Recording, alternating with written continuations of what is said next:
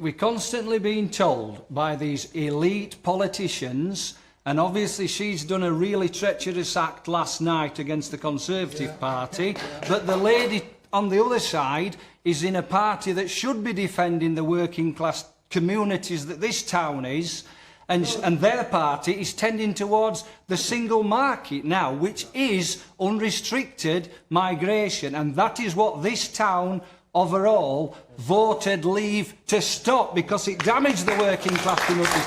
She's worse than her, in effect, and her party is doing more damage to these communities. If we're going to hear that Keir Starmer keep on about the single markets on its way back, that's what we wouldn't have in these working class traditional communities, and you're stabbing us in the back if you're going to carry on what happened last night with those treacherous rebels and bring that down upon us. You'd not. And when he says about parliamentary sovereignty, the people are the sovereign to put the representatives in a parliament. And we made our decision. We knew why we made it. I know you say we're thick up north, but I remember voting on my ballot paper, and it said Leave or Remain. And it didn't say when I put my box in Leave. Now turn to question 2.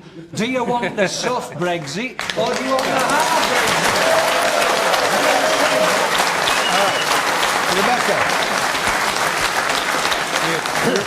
Rebecca Long Bailey. Look, we're quite clear that Brexit is going to happen, but we want a deal that puts our economy. We want a deal that puts our economy the single first. market. Now, last night's vote was important because over the last few weeks, it's been very rarely reported in the media as to the amendments that were put through in the EU withdrawal bill. But the Conservative voted against Labour's amendments to make sure that workers' rights were protected. They voted against Labour's amendments to make sure that our environmental rights and safeguards were protected. They haven't dealt with the Euratom issue, as Robert has discussed earlier. And they also didn't look at specific sectors, specific parts of crucial industry that reflect areas of Barnsley, areas of Salford, where I'm from, where if we did not get a good deal from the European Union, we would be on our knees economically, and that would not support working But just stick with his point. He said he voted out, and Labour wants a single market. I think are the words John McDonnell used. They want easy immigration. You know, what is it about vote Leave that you accept? We want an economic arrangement with the European Union that allows us to trade freely, so that the industries we have here, can trade in the best way possible. In terms of free movement, we recognise that coming out of the European Union means that free movement will end. And we want to use that as an opportunity to end the undercutting of pay by people that have been shipped in from Europe. But we're hearing Keir Starmer, I heard him last Sunday, he mentioned single market. Yes. He said he wanted similar benefits that we currently have within the single market. He didn't say he wanted to stay as a member of the single market. He did say he wanted easy movement rather than free movement, whatever that means. What does that mean? What? Yeah. Okay. The man up there on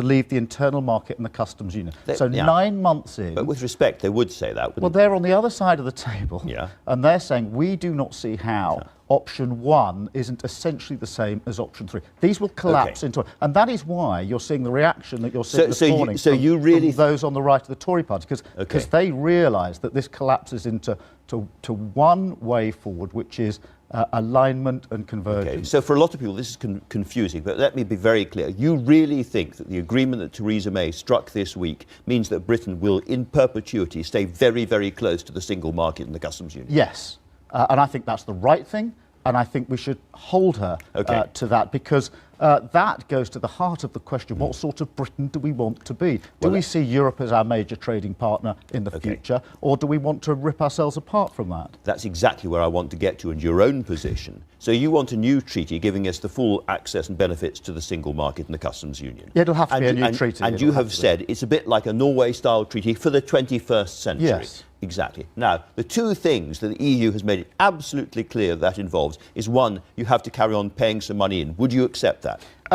Norway pays money in. They do it actually on a voluntary basis, not to the budget. But there may be. Would you accept it? There may have to be payments that have to be negotiated. So you could negotiate payments in that thing. But the other thing, as you know, is the four freedoms. The four freedoms. Now, you have said again and again that freedom of movement is off the table. Yeah. It's after we've left, and all the rest of it. Can I ask you a different question, a subtly different question? Would maximal cross-channel migration in both directions be part of that negotiation or not? Well, I mean, whatever the rules are will have to be negotiated. You're absolutely right to push me on this because I've said freedom of movement can't stay the same. The status quo is not an option. That means it's got to be negotiated, and you and others push back against me and say you can't have the benefits of the single market and the customs union if you don't accept freedom. Yeah. Well, now, as a result of Friday, we've got the EU and the UK agreeing to an approach which says we must retain alignment if we're to solve the position in Northern Ireland. In other words, so that means people moving across those borders in both directions. Just let me make this point, because what's said against me every time I put this argument up is you can't have that. It's fantasy, and therefore you've got to give up on the benefits of the single market and the customs union. What's clear from Friday is that the benefits of the single market and customs union are integral to Northern Ireland. And what's really important is that... I just want to say one more time on this question of migration, people moving back and forward between the EU and the UK. It's not a kind of abstruse matter. It's about real people watching this programme. Would Labour, in that treaty, negotiate a system whereby people living in the EU could come and work here freely and vice versa? Yes or no? That would have to be negotiated, but the end of free movement doesn't mean no movement. Of course we would want people to come from the EU to work here. We'd want people who are here to go and work in the EU. The basis of that would have to be negotiated. But all right, easy movement if not free. Yes, of course. Right, OK, that's really interesting. And when it comes to the regulations, can I be absolutely clear that after we have left the EU, under your negotiation, we would still be mapping, copying and pasting, whatever, sticking very close to EU regulations when it comes to, carrots, car engines, vacuum cleaners, whatever it might be? Yeah, I mean, what underpins access and the benefits of the single market and customs union is a level playing field, that everybody applies the same regulations and standards. So if you want those benefits, you've got to stay on the same level playing field. Now, the Labour Party doesn't have a problem with that. We do not want to deregulate. We don't want to cut away the answer to my question is basically rights, environmental rights. Yes, we are very comfortable with staying on a level playing field. In the future, we don't have a vote on these things, but they change the vacuum cleaner regulations in a few years' time, and we change with them, even though we don't have a vote. Yes? Yes, okay, just let me explain. If you're making vacuum cleaners in this country and you're selling to Europe, you are going to have to change with those, because otherwise you can't sell into that market. We've got a choice when we leave about whether we stay aligned or not. It doesn't mean we've got to exercise that choice in a way that makes it more difficult for us to change. We've got a choice and we can choose to stay aligned. Let's rehearse where we've got to. After your negotiation with the EU, we carry on paying money in. We have very easy movement of people back and forward. So those people who voted to take our money back, those people who voted to cut immigration will not be happy. And we are going to copy and paste and follow the EU regulations, even though we don't have a vote. That is, by any standards, the worst of all worlds. You have backed yourself into a very unpleasant corner.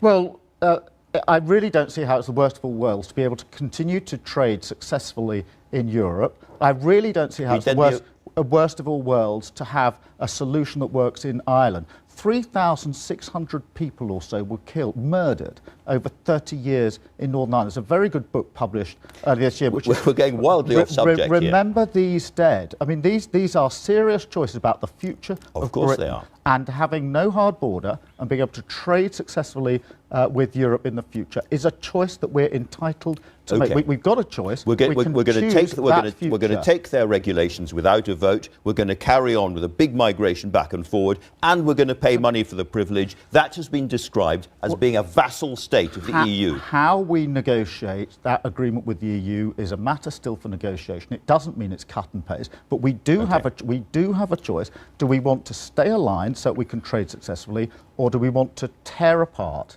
And I say we should stay aligned. We're talking about what sort of Britain we're going to be and what the next 40 or 50 years might look like. And I don't think anybody voted to make it harder to trade with Europe. But nonetheless, you're in a position which your own colleague Barry Gardiner has described as being a vassal state, and that is going to be Labour's offer to the voters at the next election. I think the position Vote Labour for a vassal state. I think the position that Barry Gardiner laid out was one at the beginning of last summer. We then but it's where you've ended up. We did a huge amount of work over the summer, as you know, developing our policy. We came out very clearly saying transitional arrangements are going to be needed and on the same terms as now, and that we should have as viable options on the table, staying in a customs union and a variant of the single market. And every Labour spokesperson since then has said the same thing. So I appreciate that, if you go back, you can find minor differences. But really, since the summer, there's been a unified voice from Labour. I am not, unfortunately, a mind reader. I can't do that. But I suspect that you would actually like to stay in the single market and the customs union, and that would be the best available option to us right now, because we would then have votes and so forth. Now, can I just ask you, would it not be more honest, would it not be more straightforward, and would it not kind of vivify and enthuse many of your own supporters if you were just able to say, do you know what, yes, let's get rid of all the obfuscation, let's get rid of all the kind of weasel words, I'd like to stay inside the single market and the customs union? Well, Andrew, I've said we want the benefits of both, and I've said that the viable options there are staying in a customs union or a variant of the single market. And I say variant, I don't want to get technical because it doesn't help me when I do. It's not exactly the same but thing. Everybody knows that you would have to sign a new agreement. You can't stay in exactly the same agreement you're in. You'd need a new agreement. There's got to be a variant of what we've got. But do we want full participation in the single market? Yes, we do. Do we want the benefits of the customs union? Yes, we do. Do we need to negotiate big to get choices to that? ahead. Yes, we do. Because that's the Britain that we want to live in. Very big choices ahead. Jeremy Corbyn has said that the idea of a second referendum is still on the table. Is it? Well, at the moment, I think it's absolutely clear that we've got to get through this phase of the negotiation. We've got to get through the Article 50 agreement. Now, we've never called for a second referendum. We are focusing on